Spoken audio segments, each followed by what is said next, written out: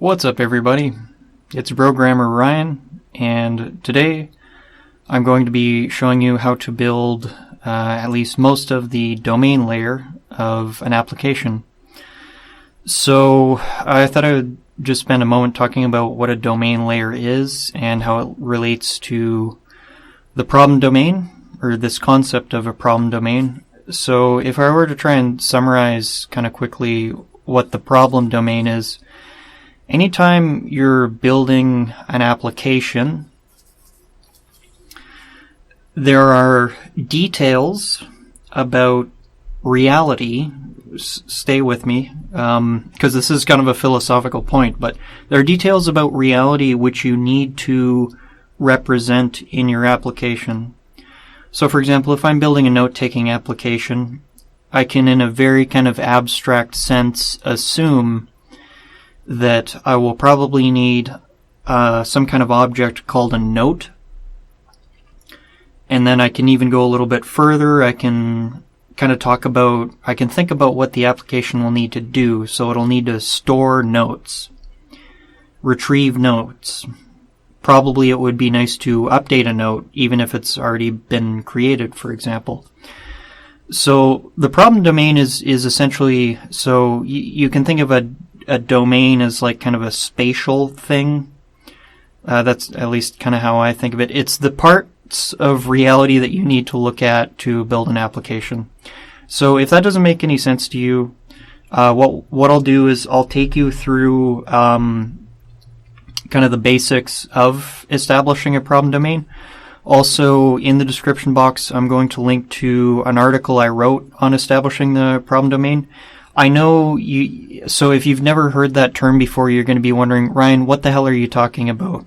What I'm explaining to you here is what I consider to be where someone should start when it comes to designing a new application.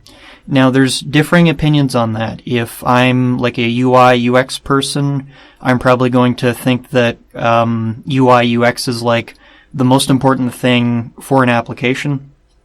If I'm a back-end developer, I might more gravitate towards saying, well, the persistence mechanism or the databases or network adapters that I use is the first thing that I should kind of think about. And what I'm doing here is I'm going to give you an approach which I think is best for software developers.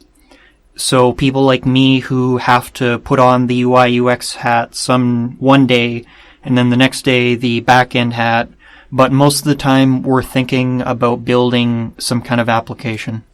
So what I'm going to show you and how a domain layer kind of works is, so or domain module also is another way, I should probably say that. The domain module in Catalyst is basically going to capture those fundamental kind of details about what the application needs to do and the objects in reality that it will need to represent. Yeah, so what I'll do is the thing about this is that I've actually already performed problem domain analysis on this particular application many times over. So I'll show you like a quick example of it, which would be kind of similar to what I would do if I was designing a new application, but this is a refactoring process. I am rebuilding the application from scratch, but I've already done the problem domain analysis. So anyways, if you've stuck with me thus far, let's just hop into Notepad really quickly and I'll kind of explain what I'm talking about with some textual examples. So, first and foremost, problem domain analysis is what I recommend as the first step in, I'm not having luck typing, first step in designing a new application. Now, I'm not saying you shouldn't think about what kind of databases you're going to do. I'm not saying you shouldn't think about what the user interface is going to look like, because all of these things do, in a perfect world, they would be completely separate, but we don't live in a perfect world, and there can be back-end concerns which can significantly affect the rest of the application. So that's just a reality. But in any case, what we're going to do is we're just going to ask some very simple questions. What does this application need to do? So there's a couple different ways to do this. If I was taking a more, so this is like a user story approach. So when we're writing these things called user stories, which is just another form of problem domain analysis, is what it is. We can do things like we can say, as a user, I want to be able to store workout information and view it at a later time. So you could take that kind of approach. We could also do like a problem statement approach, which they're going to end up looking very similar. So in this case, it's really just a matter of, instead of having like mentioning a particular perspective, the application must store and retrieve workout data, for example. So you're going to see people nowadays, especially user stories are very important, and that's part of Agile Scrum. For those wondering, I do not agree with people who think that you can just write a whole bunch of user stories, implement that, and then you don't have to pay attention to things like software architecture or good program design. That's, to me, a very, very naive perspective, but I understand that other people have different opinions about that. I do like user stories, though, and what we'll do is we'll kind of see how to go from things like user stories and problem statements to actually building classes and interfaces and stuff like that. So, like I said, if I was doing this for the first time, I would want to like write out all of the main features. So, start with only primary features of the application until you have enough that you could build an alpha/beta version of your application. So even though I have all these ideas of like little features that I want to have in the application, like a 1-rep maximum calculator, a timer, a rest interval timer, and all these sorts of things, we're going to worry about that later. In this domain layer, what we're going to be focusing on is the most general features that I want the application to have. So I'm not going to write all of them out here in terms of user stories, because I have actually, in my spare time, written out pretty much everything I want in my domain layer. So just on a piece of paper, I've written out general features up here, use cases, which we'll see in a moment, models, so models being like domain models or data models. And then I've even written out a couple of enums, and I'll talk about those when we get to them.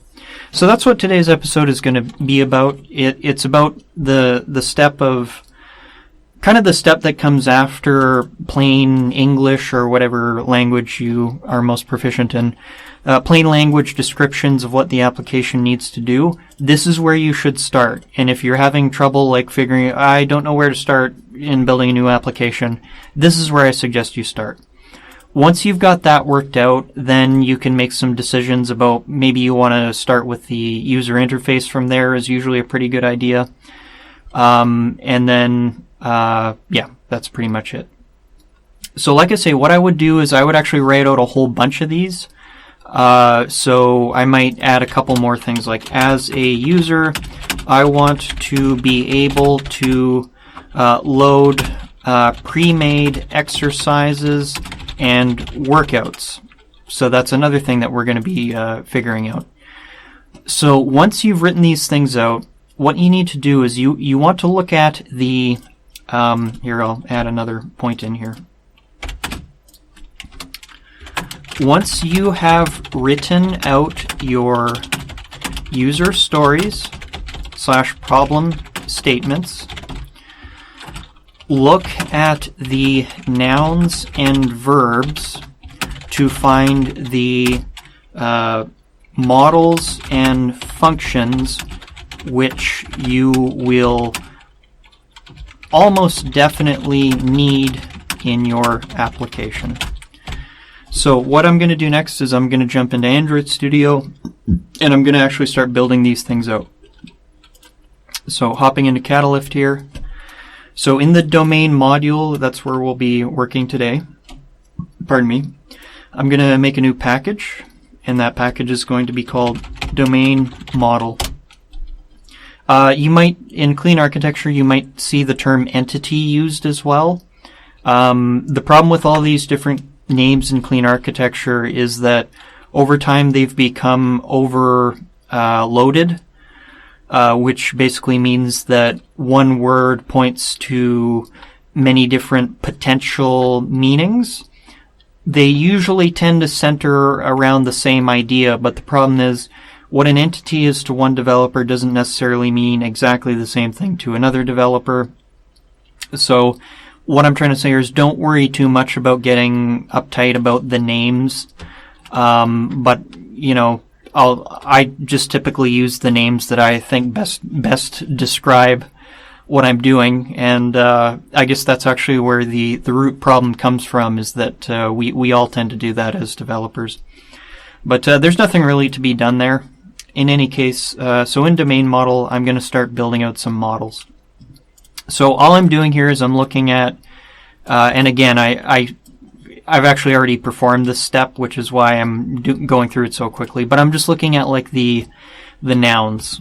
So okay, workout, exercises, and then also we'll look at the verbs later.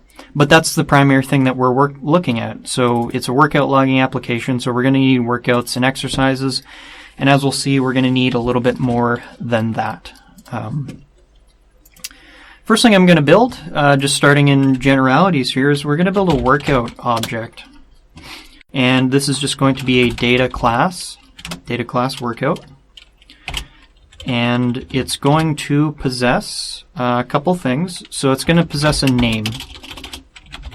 Let me zoom in a little for y'all. Val name, and that's just going to be a string.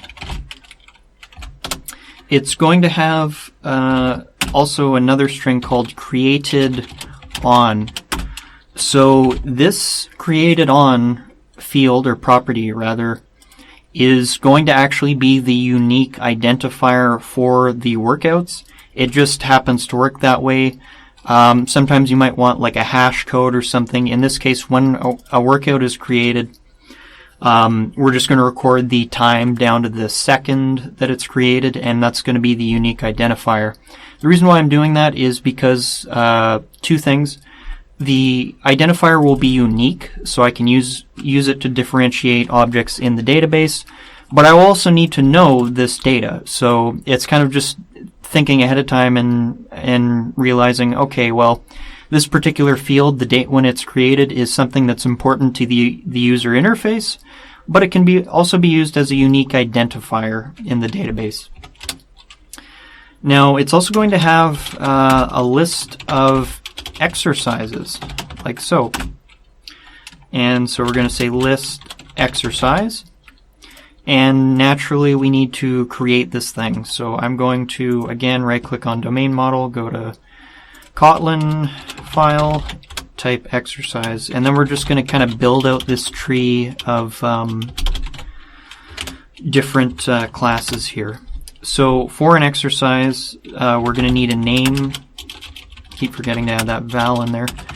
Name string. We're going to need a list of sets. So that's going to be another new object, and if you're not sure what that is, you'll see in a moment.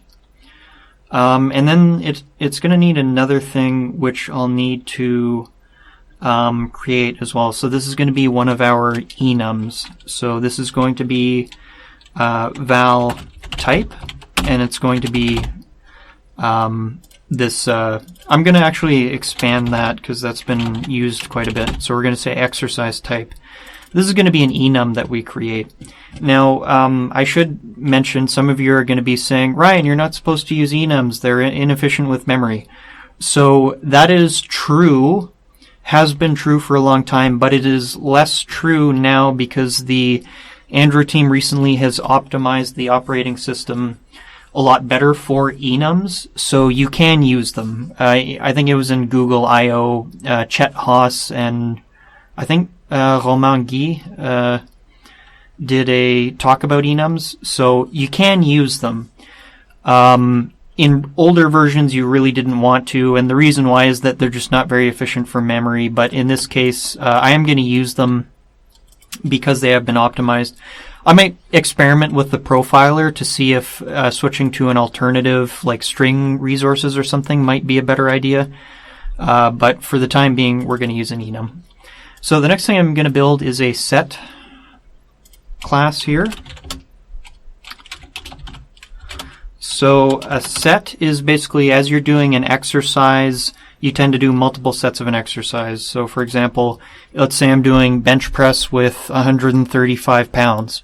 So I might do like 8 repetitions 3 times with a break in between.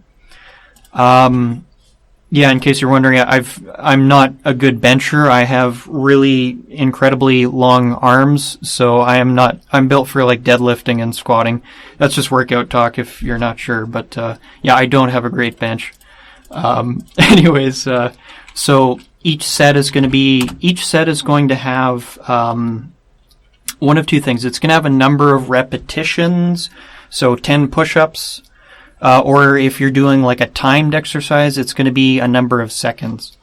So we're going to do val time or reps, and that's going to be an integer in this case.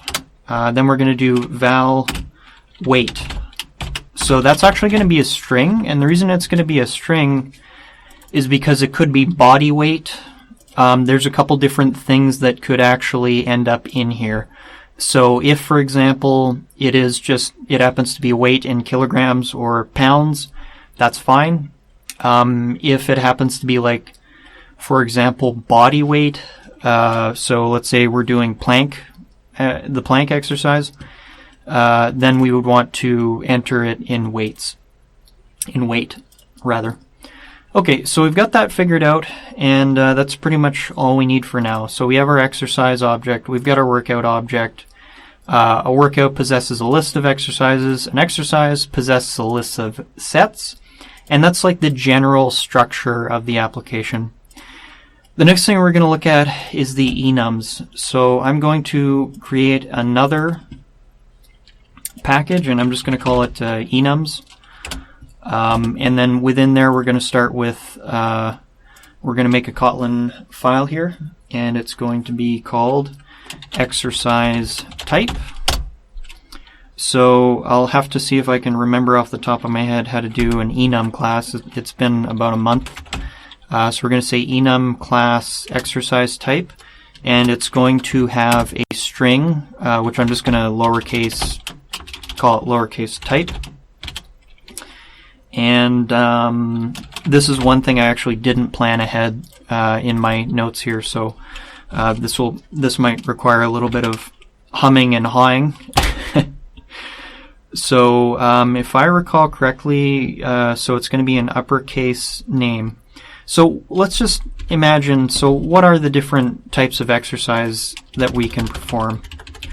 So there is thinking in terms of equipment that we can use. So there's, of course, simple enough body weight. So that could be a type. Body weight plus. So body weight, actually since it's going to be, these are going to be enum names, we'll say body weight.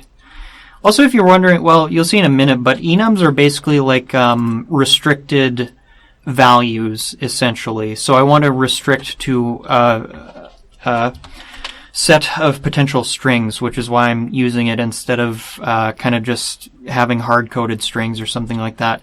You could actually just have like a list of const val objects, but in this case, by using the enum, I can kind of perform a certain degree of checking and restrictions on the data.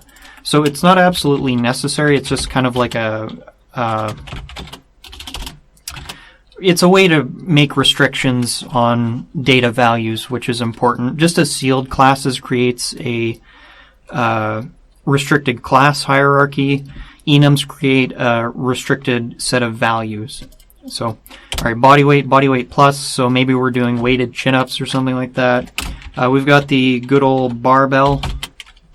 We've got dumbbells. And all of these things are going to affect the output of the exercise. So that's why I need to make this into a type. So we've got dumbbells. Let's add in bands. We'll add cable. I'm not sure. I'm not going to pluralize things. That's just, yeah. Band, cable, machine. Technically, cable and machine are the same thing, but this just allows for a little bit greater specification. Just trying to think if there's anything else. I'm going to add in an exercise type cardio. I don't actually do cardio. No, I'm just kidding. I do a little bit, but I definitely prefer to lift weights. Kettlebell. Hopefully I'm spelling that right. I should actually double check that.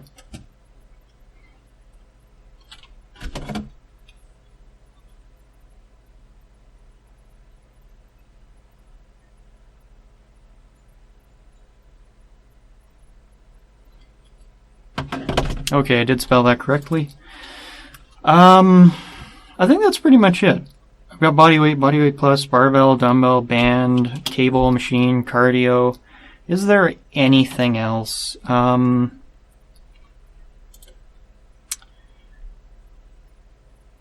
might add in. No, I don't think I'll add in stretches. Yeah, that'll do for now. So I'm just going to move this over to the other side so that I can see it, and then we'll just add these things in. So we've got body weight, Wagert, body weight, and in there we're going to include the string constant. So first one going to be just lowercase body weight, and then for each of these we're just going to add like a comma, and I'm going to just hit Control D a whole bunch here. So body weight plus, and that's going to be we'll say body weight plus weight. I might change that later on. That's probably longer than acceptable. Barbell.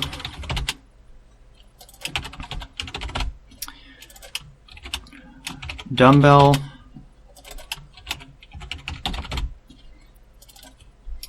Band. Those are like rubber exercise bands, if you're wondering. Cable. Das Machine. Oops. Machine. And this one is kettlebell. Like Pavel Tsatsouline. Okay. And I missed cardio, so let's add that in. Okay, great. So we have our list of exercise types. So in case you're kind of wondering how the enum works, what we're doing is this is like the kind of hard-coded name of each part of the enum, and then as indicated by the tooltip here, this is this type val. So what we can do is when we need to use this thing, we can check against these particular enums, each element in the enum, and then if we need like a textual readout of the particular enum, then we can. Did I misspell that? I don't think I misspelled that. Yeah, no, it's fine. It's just not recognizing that. But yeah, then we can get a string readout when we need it. Okay, so that's the first enum for exercise type. I'll just import that. So, what we've got so far, let me just pull this thing back into view. So we have our basic, one of our basic kind of user stories satisfied, at least in terms of the objects, but we don't have this one satisfied. So we want to be able to load pre-made exercises and workouts. So what I could do is I could just like fill a database with preloaded exercise and workout objects, but that's not really going to work so well, because these preloaded exercises and workouts, they're not necessarily going to have like things like creation dates and stuff like that aren't really relevant. And I might actually like to have extra information about these things which could be displayed in the user interface. So based on, again, problem domain analysis, which I've already done quite a lot for this particular application. It's actually the first application I ever built, Catalyst, although it wasn't called that at the first point. I'm going to add in some new data models. So we're going to add in another data model called workout template, like so. We're going to, again, this is going to be a data class workout template. And in the workout template, so we are still going to want a name. That's fine. We're not going to need any kind of, just like I said, we're not going to need like a creation date because that's irrelevant to a template. But what we can do, so I will want a thumbnail resource ID. So that's just going to be a string. We'll probably end up looking that up by string name. We'll want a description, something that describes the workout template. We'll want difficulty. So I'm just going to make that an int, just because I can represent it like 1 to 5 or something like that. I don't really know. Just go for simpler data types when we can. The reason why I didn't go with an int for the thumbnail resource is that resources are generated dynamically, and this is the domain layer of the application. So I will need to map to some hard-coded string name in resources and then request in the front end of the application for the dynamically generated ID. So val difficulty, what else? We're going to have a list of targets, which is another enum that I'll need to create.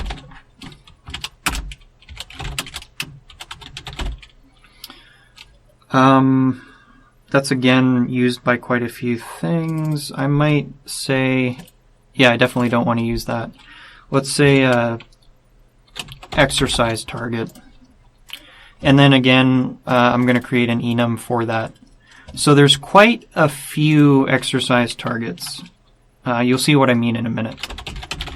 So this would be the case where I would actually want to just double check to make sure this enum isn't causing much in the way of performance problems, because I made a list of exercise targets and it's actually quite a long list. So again, we're going to type enum class exercise target, and in this case we're going to have val target. It's going to be just a string again, and but there's going to be a lot of them. So these are, by target I mean target muscle groups. I might even add that in, not for my sake but for your sake. And so we're going to, I got this big long list here, so we're going to say forearm,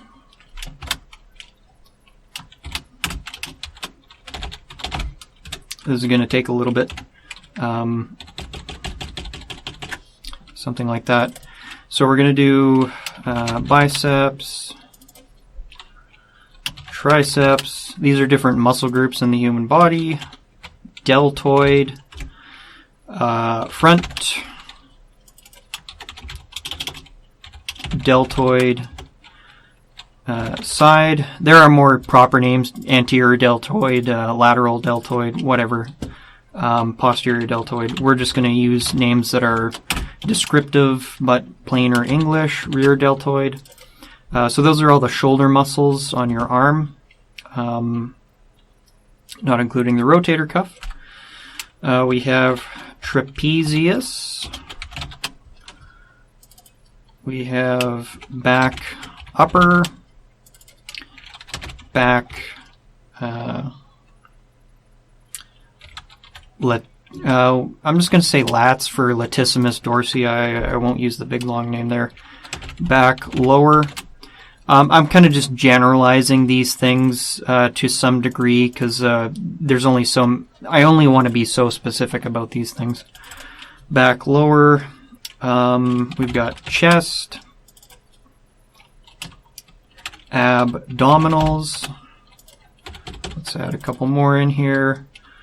Quadriceps. For squats are good for quadriceps. We'll say glutes or gluteus. And then hamstrings. And then calves, which I never work my calves out. I'm fortunate enough to be a farmer. I grew up on a farm, so I have big calves no matter what I do. And that's going to be fine. I might add a few in here, but for now that's fine. Now I'll just sort out the actual strings here. So biceps, triceps, oops.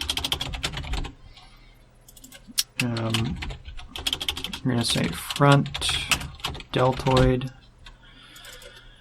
side, deltoid, rear, deltoid, trapezius, or traps, upper back, lower back, nope, I'm just going to say lats for that.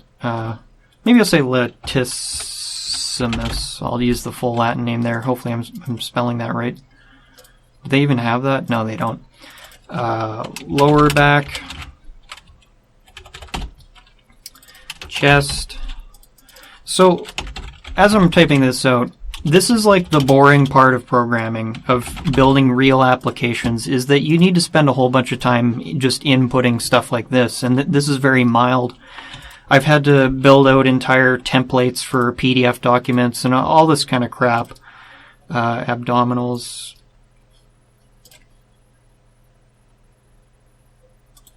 Maybe I'm just going to say abdomen.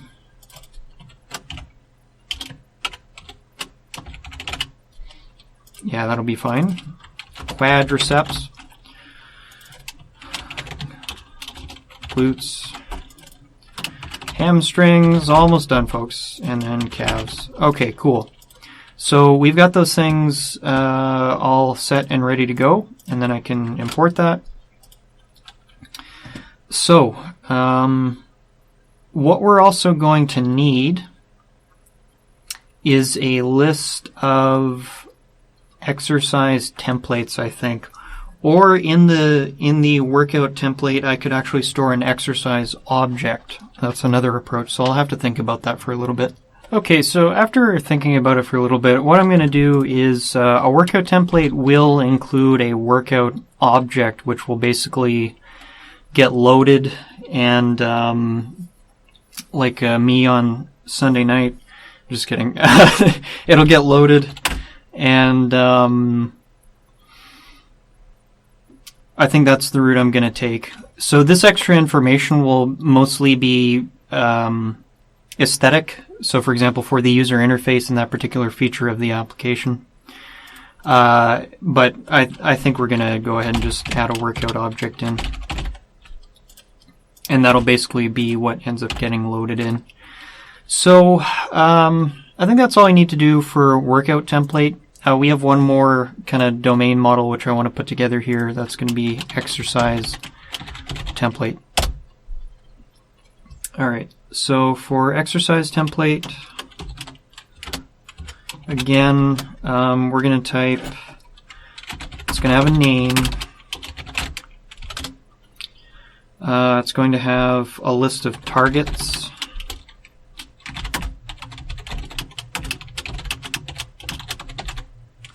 Exercise targets. It's going to have a Boolean is custom, so I want the user to be able to create their own exercise templates if they want. So that's just going to be Boolean. And this will also help as like a selection kind of flag. And then what else? Then we'll also include what kind of type it is. So I want the user to be able to sort through a list of exercise templates based on what type.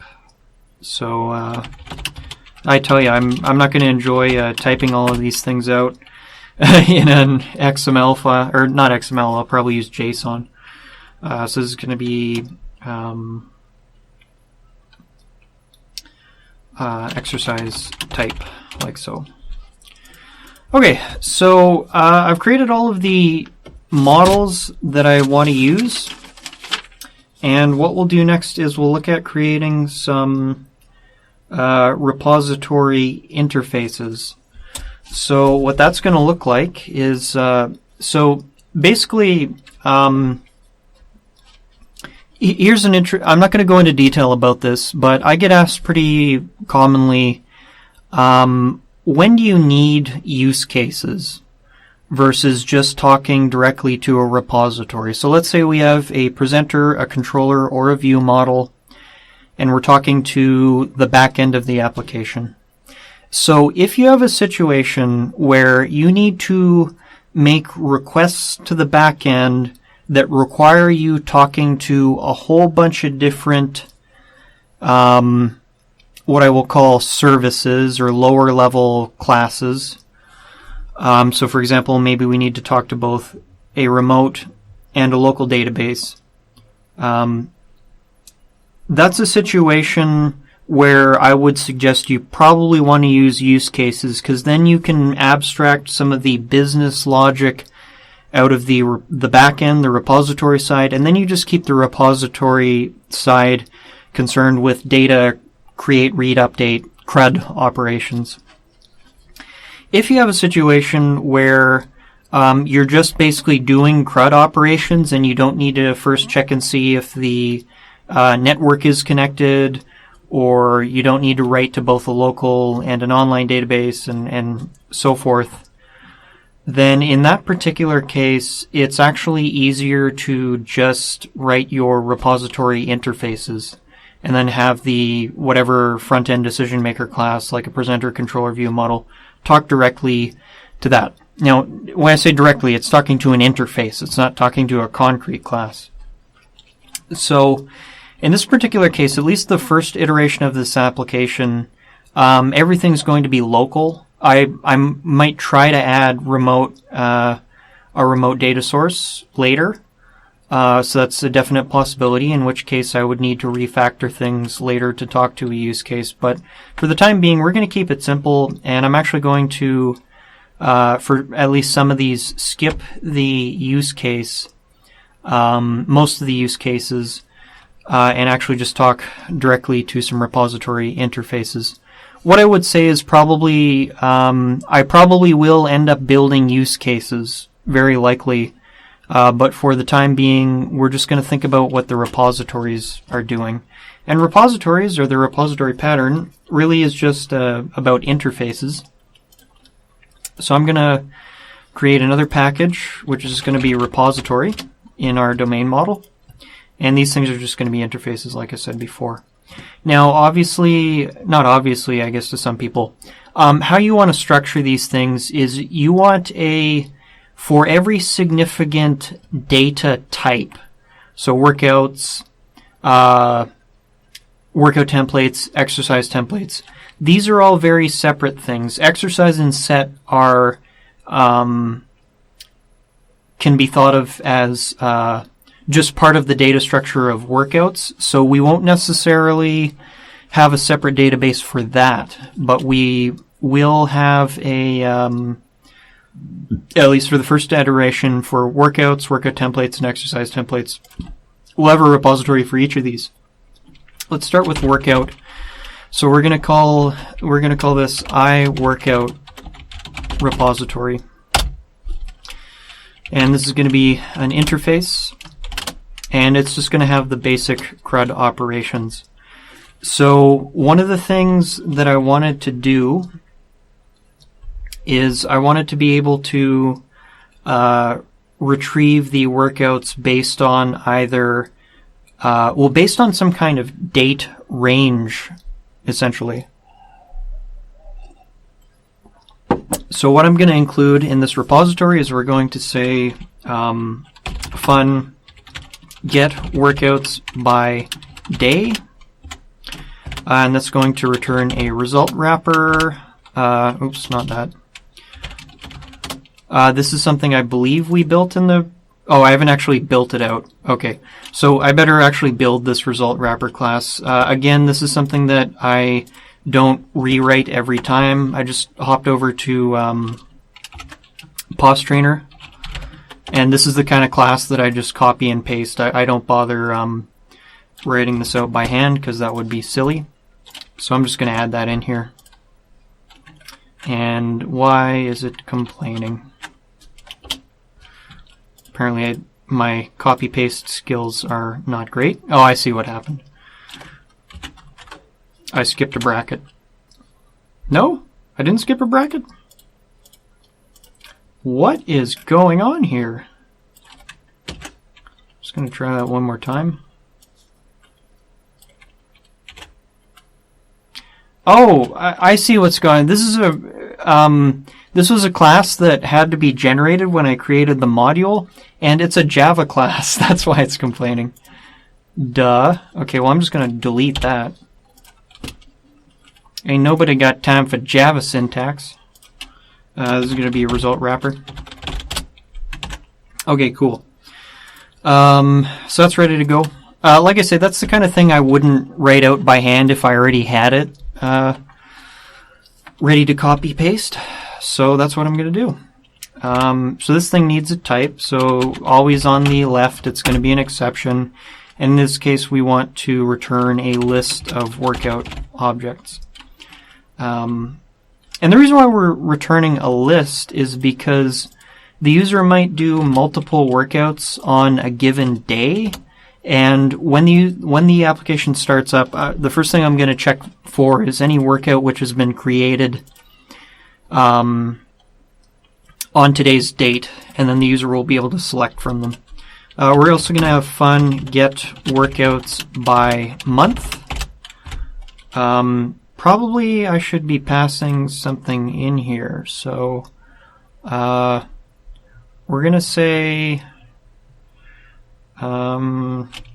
val date, whatever, that's good enough. Oh yeah, skip that part. And then how should I do get workouts by month?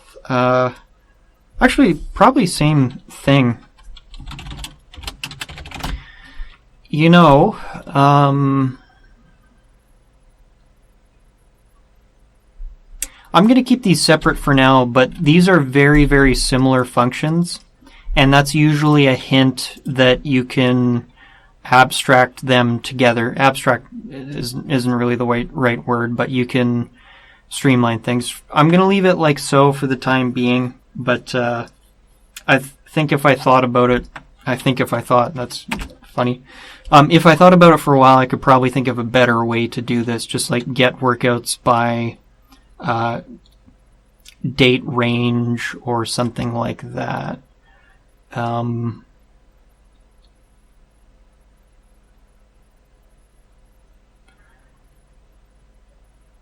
Yeah, get workouts by date.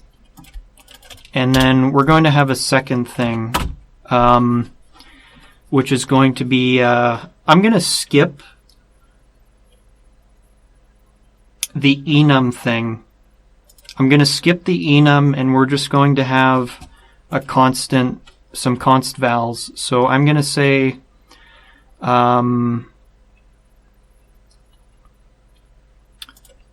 now I'm going to make another file in the domain, which is going to be called, I'm going to call it domain constants. And I'm actually going to put that, I'm refactoring on the fly here. I'm going to rename this thing to constants because that's ultimately what they are. And then I'm going to move domain constants in there. Just organize things a little bit better. And in here we're going to have const val day.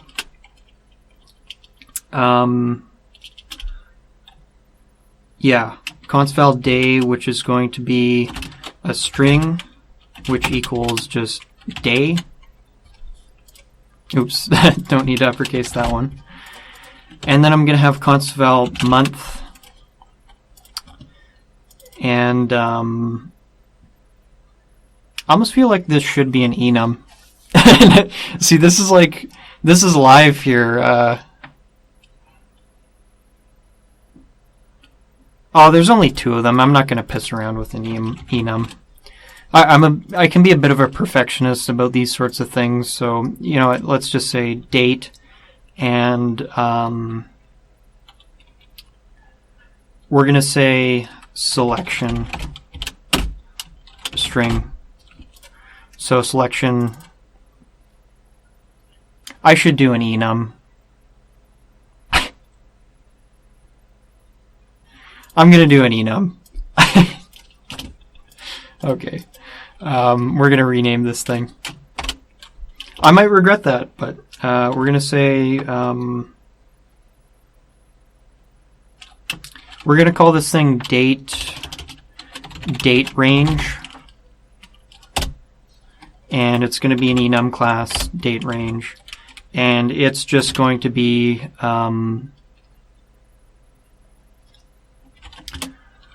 I'm not even going to add like values to it. It's just going to be day and month, and it needs to be one of those 2.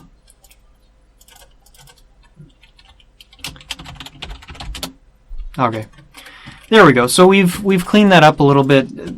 That's just an example here. Like oftentimes when you find yourself kind of writing what is essentially the same function with only a slight difference, you can oftentimes mess with things a little bit. So in this particular case, instead of having 2 different functions, we're just going to pass in a value which will be interpreted, which is how we will interpret whether the user wants to look up workouts by a specific day or a specific month. So maybe they want to look up like workout history. Okay, now that that's done, let's go to fun. What else are we going to do? Fun update workout. That's going to require a workout object and result wrapper. And so whenever I want to just know if something was successful or not, I'll return unit, which is essentially equivalent to like void. This is very similar to like onComplete in RxJava. Fun delete workout. We've got our basic CRUD going on.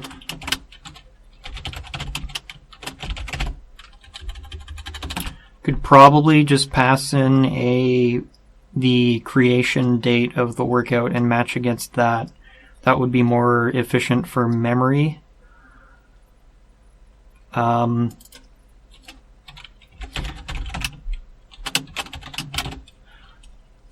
Says the guy using enums everywhere. Creation date ID, and that's just going to be a string. I could pass in the whole workout object, but let's just pass in the creation date, because that's the unique identifier, and that's really all I need for deletion. Oops. Exception, we'll do Kotlin exception, and again unit for that one. I just want to know if that operation was successful. So we've got get workouts by date. We've got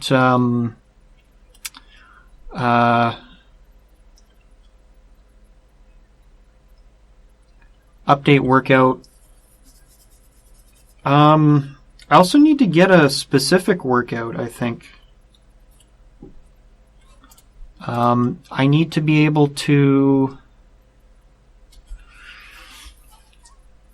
retrieve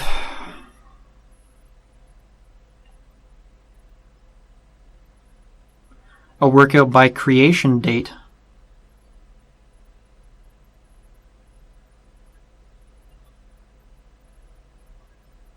So what I'm going to do is I'm going to add another thing to this date range enum. We're going to say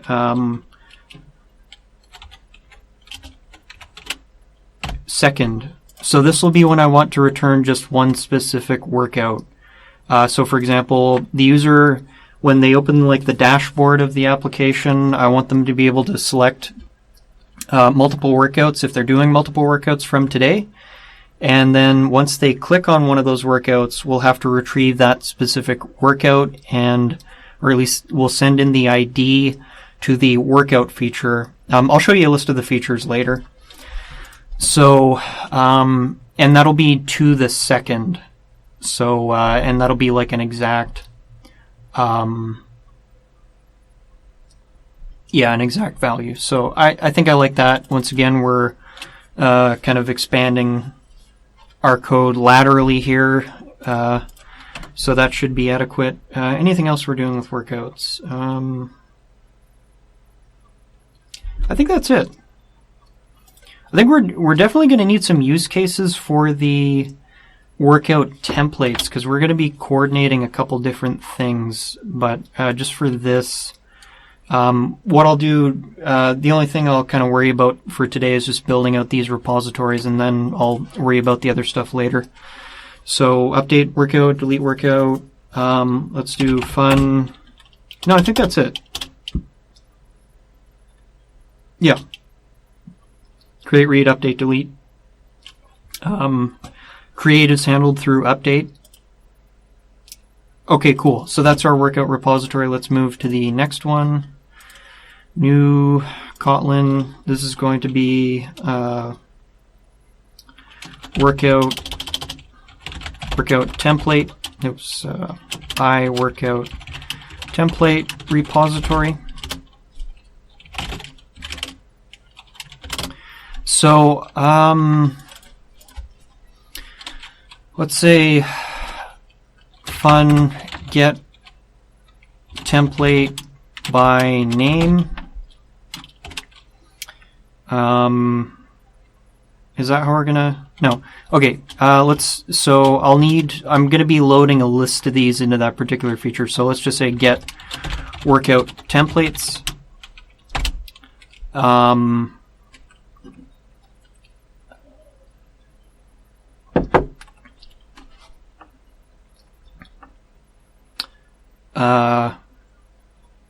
And then I'm going to pass in a boolean get custom.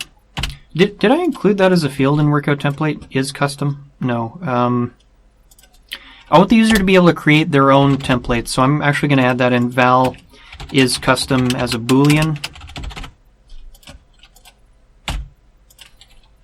So we'll add that in. I can close that, close that. So yeah, that's going to be our boolean here. And what I'll do is I'll probably have a different tab for custom workouts. Get workout templates, get custom as a boolean. So if false, yeah, that makes sense. Result wrapper, oops, exception. And then we're going to do a list of workout templates. Cool. I'm just going to hit Control D. So I'm only going to allow deletion on custom templates. So we will add a delete workout template by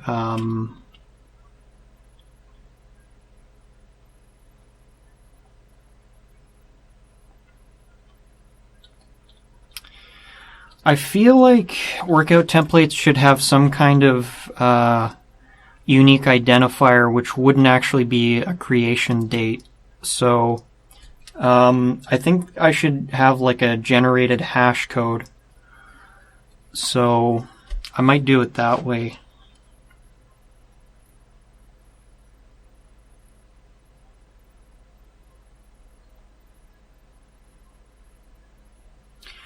You know, let's keep it simple. Val ID is what we'll do. And that can be a, I don't know, let's make this a little more memory performant. It'll just be an int. Yeah, that should do. And then we'll say int ID here, or rather, other way around.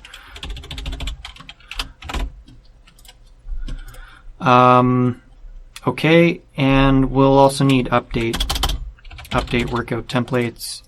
which is going to be given a whole template. So we'll say template, workout template. Okay. Update workout template. And that's not going to return a list there. That's going to return unit, and this will return unit as well. Okay, cool. And let's move on to the exercise templates. So we'll do exercise template repository. And I'm going to be a similar situation here. Probably almost exactly the same thing. So fun. So actually, we're going to do this a little differently. So I want the user to be able to select exercises based on a couple different selection criteria. So do they want to look up just bicep exercises? Do they want to look up custom exercises? So we're going to do get exercise templates by filter, and I have to figure out how to do filters. So let me think about that for a bit.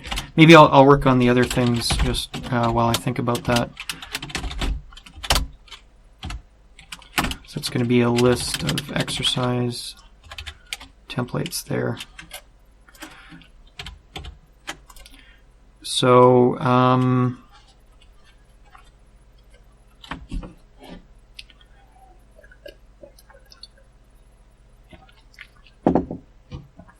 don't think I'm going to let the user delete exercise templates, but I'll let the user update them. So we'll say update exercise template, and that'll pass in the whole template.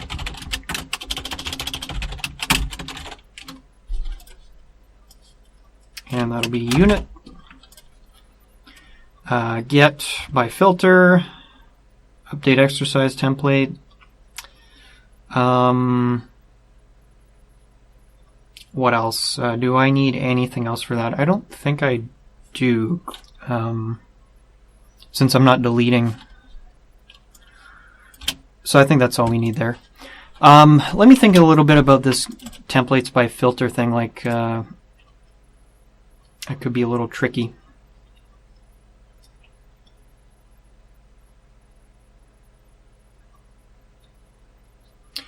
Well, what I can do is the templates are going to, the filters are going to be either by target, by exercise type, or it'll be Boolean. Now, I might actually want the user to be able to search. I'm just trying to think if I want them to be able to search like custom and specify by exercise type as well, or exercise target and exercise type.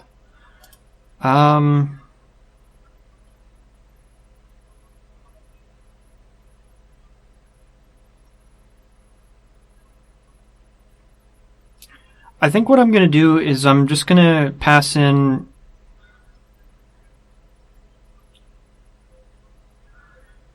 one filter, one string filter. I might change this later, but we're going to say filter string, which will ultimately end up being one of these values, either from exercise type or exercise target. And then we'll pass in is custom as a filter for a Boolean, and I think that'll that should be sufficient. So the first thing I'll do is I'll check and see if is custom. I don't know. I'll figure out the implementation later. That'll just have to do for now. Okay, so those are my repositories, and I'm going to call it a day for today because I've got lots of other work to do. But hopefully that has been somewhat useful for you.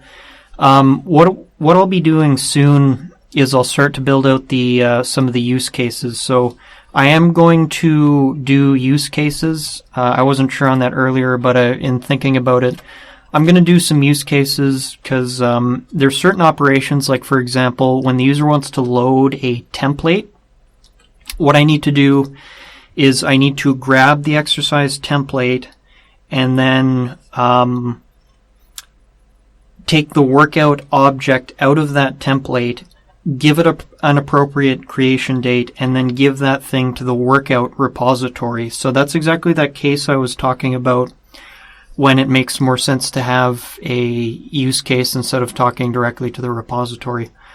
So I'm going to do that, but not today. So just wanted to say thank you so much for watching. As usual, I'll just do a really quick outro here. Please do consider picking up my Kotlin course, available in the description box below. I go into all kinds of different things. Just recently added some lessons on dependency injection and the service locator pattern, which you will see examples of both of those things in this particular project. Do consider liking and following WiseAss on your preferred social media networks. Thank you so much for watching, and peace out.